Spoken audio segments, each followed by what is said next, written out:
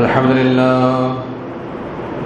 لله نحمده ونستعينه ونستغفره ونؤمن به ونتوكل عليه ونعوذ بالله من شرور أنفسنا ومن سيئات أعمالنا من يهده الله فلا مضل له ومن يضلل فلا هادي له ونشهد أن لا إله إلا الله ونشهد أن محمدا عبده ورسوله أرسله بالحق بشيرا ونذيرا وداعيا إلى الله بإذنه وسراجا منيرا فأعوذ بالله من الشيطان الرجيم بسم الله الرحمن الرحيم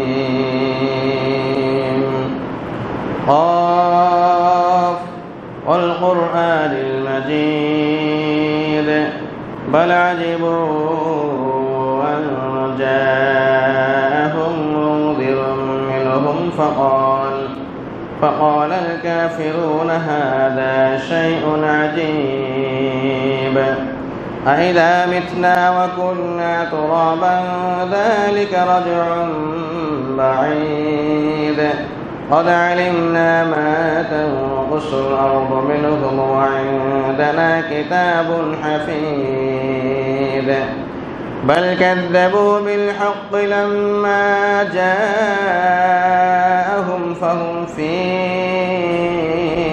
أمر مريج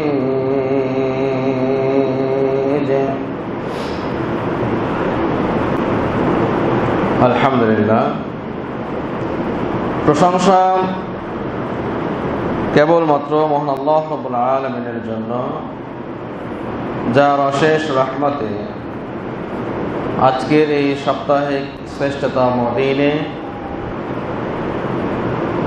অত্যন্ত ফজিলতপূর্ণ একটি ইবাদত সালাতুল জুমআ আদায়ের লক্ষ্যে অত্র মসজিদে সমবেত হতে পেরেছি। এজন্য শুকরিয়া জ্ঞাপন করছি আলহামদুলিল্লাহ। দরুদ ও শান্তি বর্ষিত হোক শেষ নবী মুহাম্মদ রাসূলুল্লাহ সাল্লাল্লাহু আলাইহি ওয়াসাল্লামের উপর। অতঃপর মহান আল্লাহর শুকরিয়ায় আমরা ভৌগোলিক অবস্থানগত দিক থেকে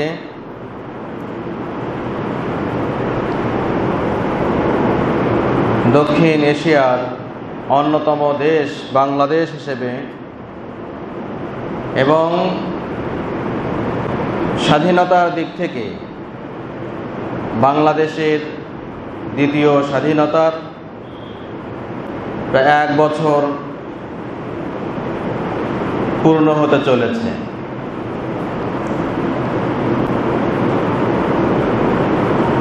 তো আমরা এই মাসে সমসাময়িক কিছু বিষয় এবং ঐতিহাসিক কিছু ক্ষেত্র থেকে আমরা আমাদের এই সংক্ষিপ্ত এবং ছোট্ট মেম্বার থেকে অতীব গুরুত্বপূর্ণ বিষয় নিয়ে আলোকপাত করব ইনশাআল্লাহ। আজকের আলোচনার শিরোনাম ফেরাউনি শাসন, সেকাল একাল, প্রেক্ষিত আশুরা।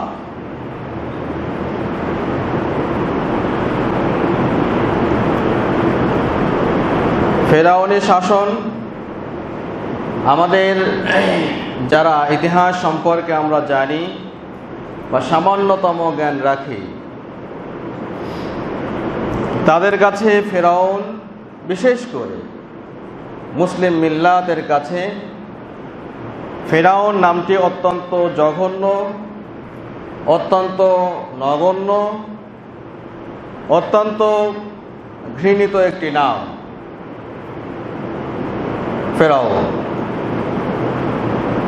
যার স্বভাব ও চরিত্র এবং তৎকালীন দেশীয় নাগরিকদের উপরে যার অত্যাচারের স্টিম রোলার চলেছিল দীর্ঘদিন ব্যাপী।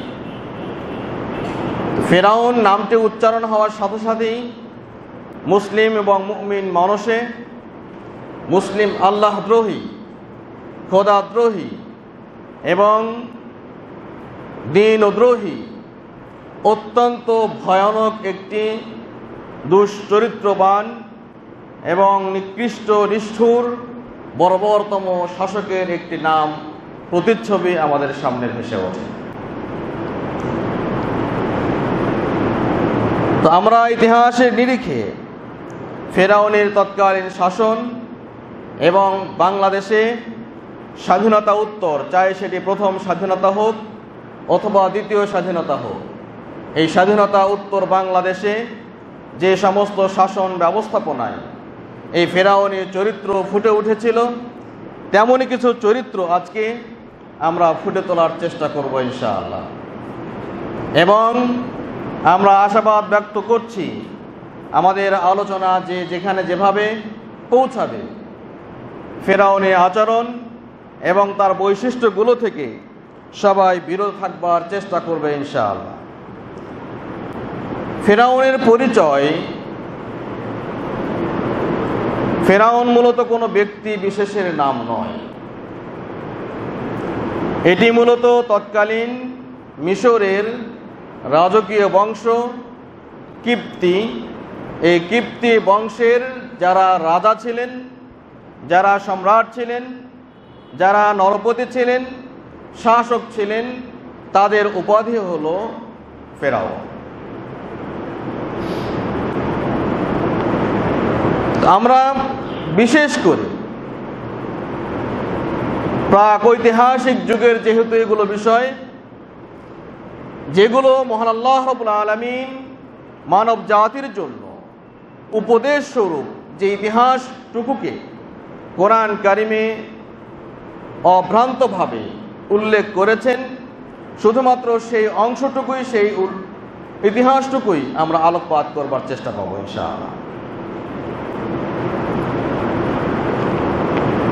আমাদের আলোচনায় আজকে যে ফেরাউনের উল্লেখ হবে, আলোচনা করব, তার নাম হলো রেমেসিস টু। রেমেসিস টু অর্থাৎ মূসা আলাইহিস সালাতু ওয়াস সালামের সময়ে যে ফেরাউনের কবলে তিনি পড়েছিলেন, যার নির্যাতন নিষ্পেষণে তৎকালীন বনু ইসরাইল অত্যন্ত নিষ্পেষিত ছিল, অত্যন্ত ছোট নগণ্য ছিল, অত্যন্ত নির্যাতিত ছিল, সেই ফেরাউনের কথাটাই আমরা আজকে আলোকপাত করব ইনশাআল্লাহ। তৎকালীন মিশর অত্যন্ত সভ্যতায়, তৎকালীন সময় পৃথিবীর যতগুলো সভ্যতা, উন্নত সভ্যতার দাবিদার, তার মধ্য থেকে ফেরাউনের এই মিশরের সভ্যতা অত্যন্ত উন্নতির শীর্ষে অবস্থান করত। সেই সময়কার স্থাপত্য শৈলী, সেই সময়কার নির্মাণ শৈলী এবং বৈজ্ঞানিক যে আবিষ্কার ছিল, সে বৈজ্ঞানিক আবিষ্কার আজকের এই একবিংশ শতাব্দীতেও সেই আবিষ্কারগুলো আজকেও অবিস্মরণীয় এবং অত্যন্ত কৌতূহলোদ্দীপক হয়ে রয়েছে। আজকের বিজ্ঞানও সেখানে অত্যন্ত নতজানু অবস্থায়। কিভাবে এতদিন পূর্বে তৎকালীন সময় তাদের বৈজ্ঞানিক উৎকর্ষতা কিভাবে এতটা উন্নতি লাভ করেছিল, তা আজও বিজ্ঞানের বিস্ময় হয়ে দাঁড়িয়েছে। এই সভ্যতা গর্বী ফেরাউন সে যখন সম্রাট হলো, সেই সম্রাটের আলোচনায় আজকে আমরা করব। সম্রাটের আলোচনা করতে গিয়ে ইতিহাসের আরো একটি নাম আমাদের এখানে উল্লেখ করতে হয়, যারা সে সময় নির্যাতনের শিকার ছিলেন। তারা হলেন বনু ইসরাইল। বনু ইসরাইল ইব্রাহিম আলাইহিস সালাতু ওয়াস সালামের ছোট ছেলে, কনিষ্ঠ পুত্র, হযরত ইসহাক আলাইহিস সালাতু ওয়াস সালামের পুত্র ইয়াকুব আলাইহিস সালাতু ওয়াস সালাম, তার নাম ছিল ইসরাইল। এই ইসরাইল শব্দটি মূলত ইব্রানি ভাষা, যেটাকে হিব্রু ভাষা বলা হয়। এই ইব্রানি ভাষা, যে হিব্রু ভাষা শুধুমাত্র এখনও ইসরায়েল কেন্দ্রিক ইহুদিরা যারা বেঁচে আছে তারা এর চর্চা করে। তাছাড়া এই হিব্রু ভাষা পৃথিবীর আর কোনো গোষ্ঠী, কোনো দেশ আর চর্চা করে না। এখনো বংশানুক্রমে এই হিব্রু ভাষা এখনো তারা চর্চা করে আসছে। ইসরায়েল শব্দের অর্থ কি?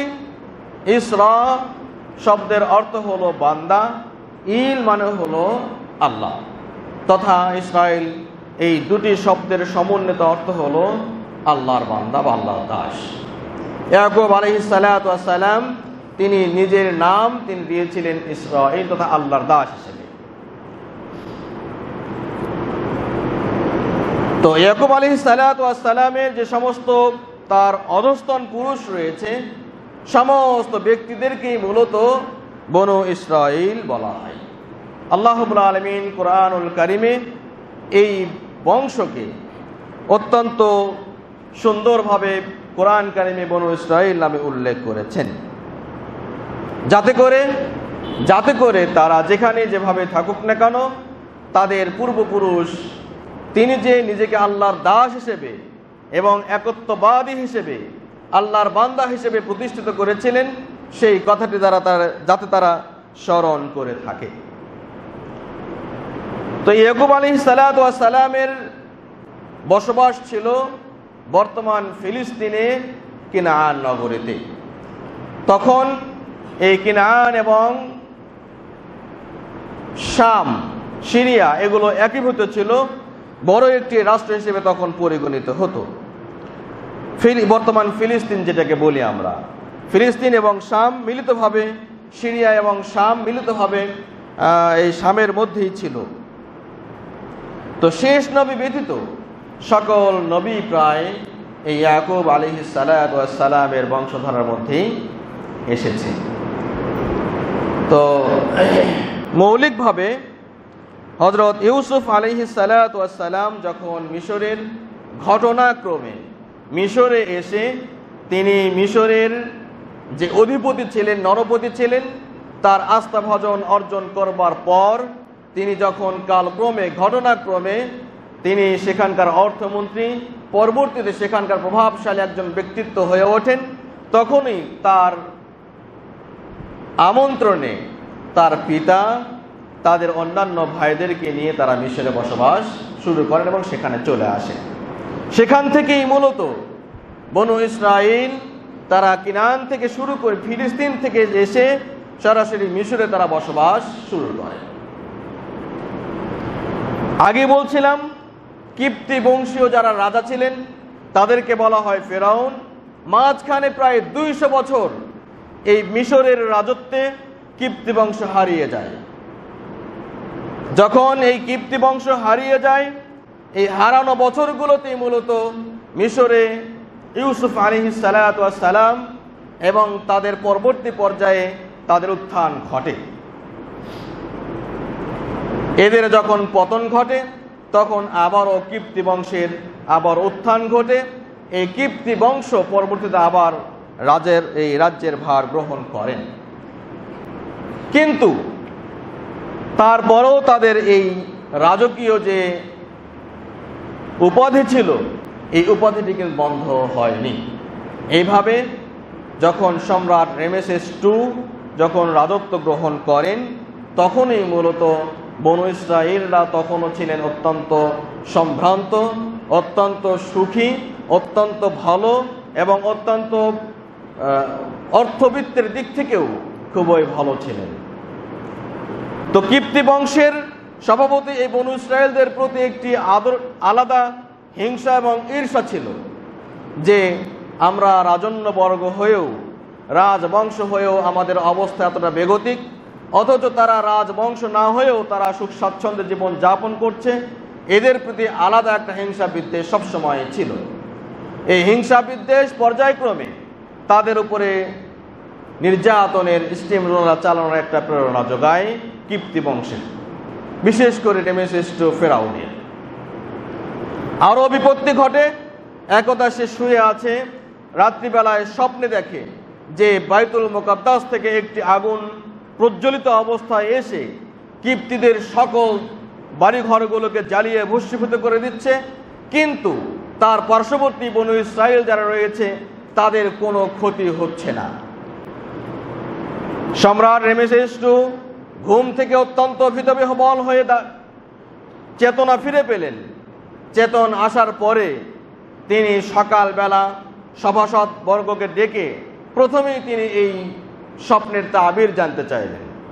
তৎকালীন সময়ে যতগুলো ভালো ভালো জ্যোতিষী ছিল, সেই জ্যোতিষীগুলো আসার পরে তারা শোনার পরে এই স্বপ্নের তাবির বা ব্যাখ্যা এইভাবে বর্ণনা করছেন যে, হে মহামান্য রাজা, আপনার এই বনু ইসরায়েলদের মাঝে, আপনার অধীনস্থ বনু ইসরায়েলদের মাঝে এমন একজন সন্তানের জন্ম নেবে, সে সন্তান আপনার রাজ্যের প্রতি অত্যন্ত হুমকি হয়ে দাঁড়াবে।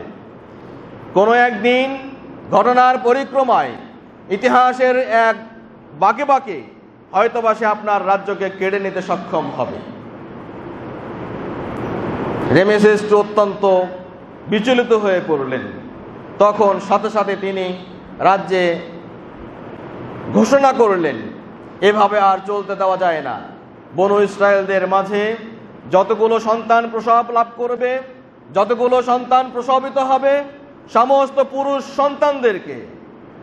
সন্তান যারা জন্ম নেবে তাদেরকে হত্যা করা হবে, একটাকে আর বাঁচিয়ে রাখা যাবে না। যে বনু ইসরায়েল আমার রাজ্যে বসবাস করবে, সেই বনু ইসরায়েল কিনা আমার রাজ্যকে আমার হাত থেকে কেড়ে নেবে, এটা হতে পারে না, কোশ্চিনকালও এটা হতে দেওয়া যায় না। অতএব সে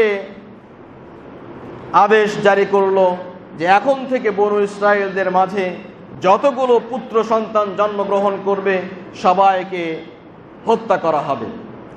এই মর্মে সে রাজার রাষ্ট্রীয়ভাবে জল্লাদ বাহিনী গঠন করে এবং অনেকগুলো ধাত্রীদেরকে নির্ধারণ করা হয়, যারা প্রতিটি বাড়িতে গিয়ে গিয়ে গর্ভবতী মায়েদের হিসাব করত, গণনা করত, কোন দিন কে জন্মগ্রহণ করবে সেগুলো খাতায় লিখে নিত।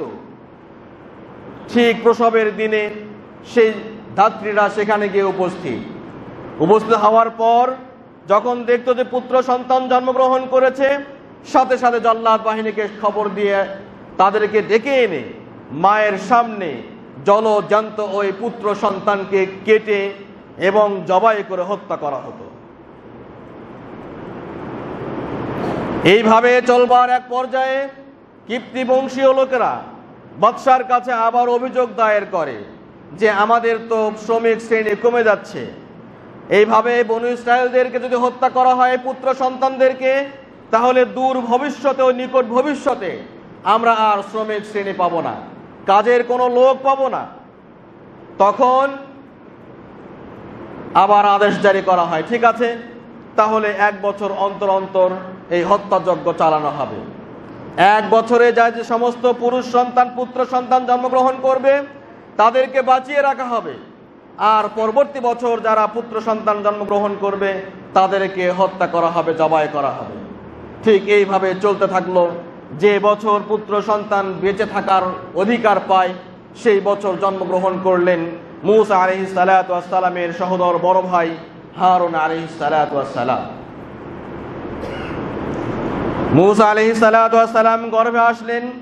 তিনি সেই এমন সময় জন্মগ্রহণ করলেন যে বছরে মূলত রাষ্ট্রীয়ভাবে আদেশ জারি ছিল, এ বছরে যত পুত্র সন্তান জন্মগ্রহণ করবে সবাইকে হত্যা করা হবে। মূসার মা অত্যন্ত বিচলিত হলেন, গর্ভপাত ঘটল, মূসা আলাইহিস সালাতু ওয়াস সালাম জন্মগ্রহণ করলেন। তার মা অত্যন্ত বিচলিত, চিন্তিত হয়ে পড়লেন। অত্যন্ত নির্জনে, কাউকে তিনি জানালেন না, না জানিয়ে নির্জনে তিনি থাকলেন। তার হৃদয় অত্যন্ত ভয়ে বিহ্বলিত, অত্যন্ত চিন্তান্বিত হয়ে থাকলো, বিচলিত হয়ে থাকলো। কখন না জানি রাষ্ট্রীয়ভাবে জল্লাদ বাহিনী এসে আমার সন্তানকে জবাই করে ফেলে। আল্লাহ রাব্বুল আলামিন মূসা আলাইহিস সালাতু ওয়াস সালামের যে মা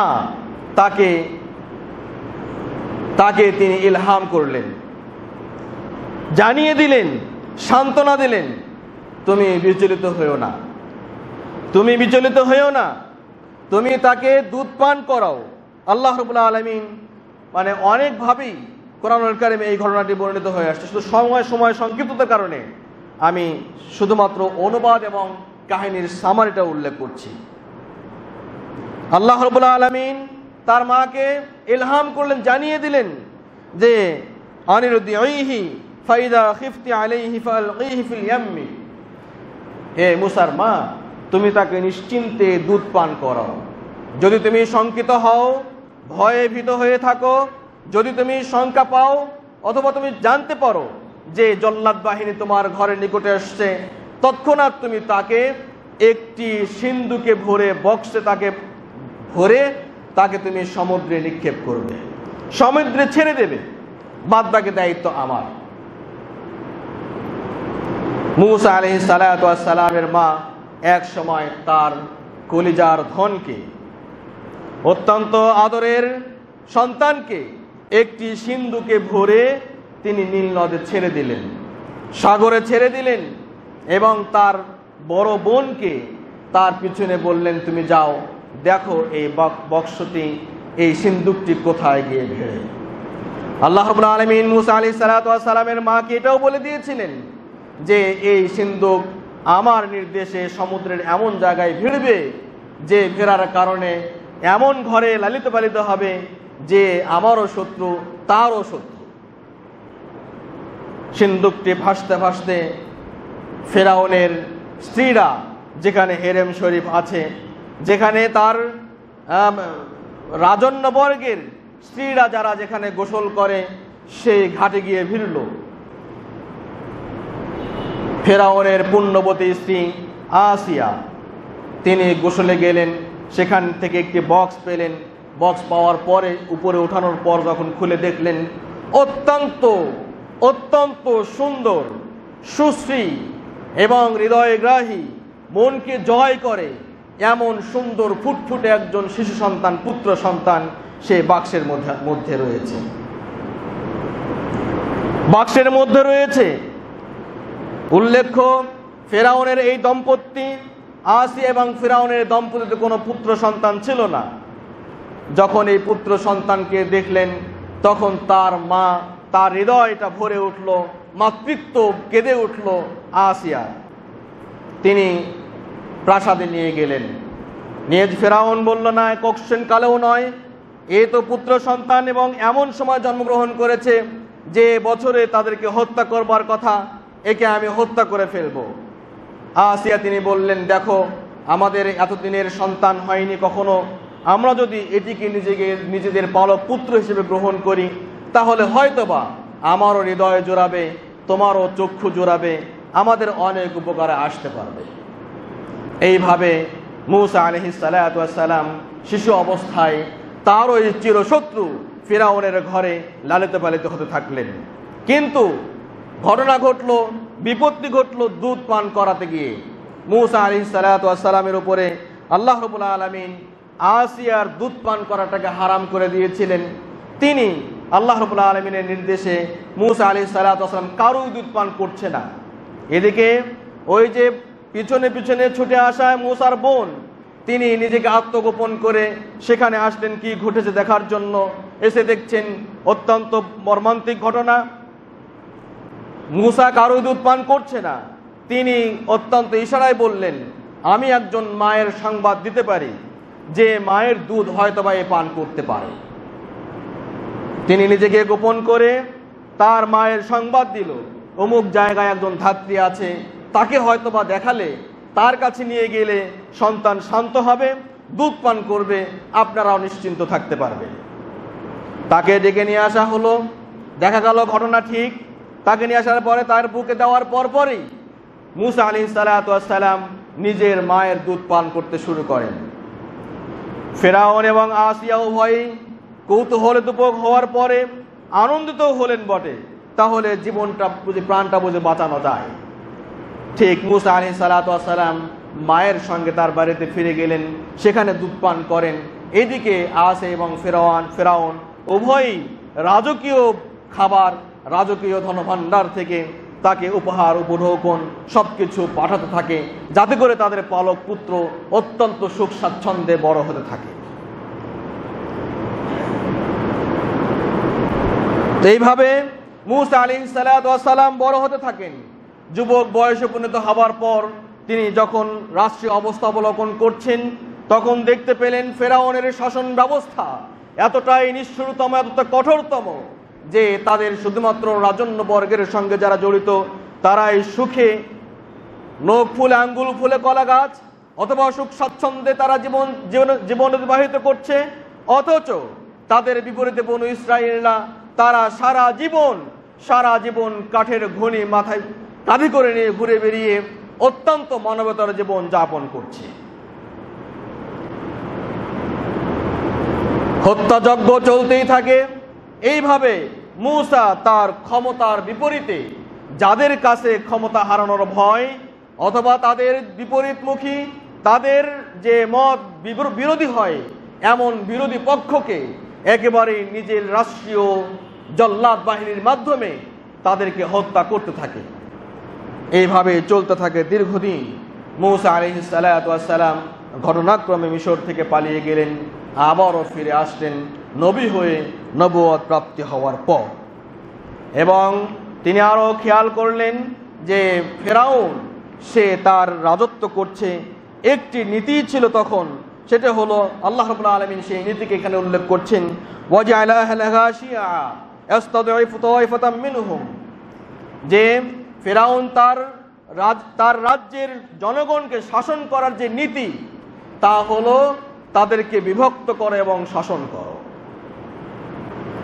বর্তমান সময়ের সবচেয়ে বড় জঘন্য নীতি, কোন জাতির উপরে যখন শাসন ছড়ি ঘোরাতে হয়, একটি নীতি হলো এই, তাদের মধ্যকার যত মতৈক্য রয়েছে সবগুলোকে বিভেদ সৃষ্টি করে দিয়ে তাদের মধ্যে বিচ্ছেদ লাগিয়ে মারামারি কাটাকাটি লাগিয়ে তাদের উপরে হত্যাযজ্ঞ চালানো অথবা তাদেরকে শাসন করানো, যা ব্রিটিশ নীতি, ডিভাইডেড অ্যান্ড রুল, বিভক্ত করো এবং শাসন করো। এই নীতি আসছে ফেরাউনের কাছ থেকে।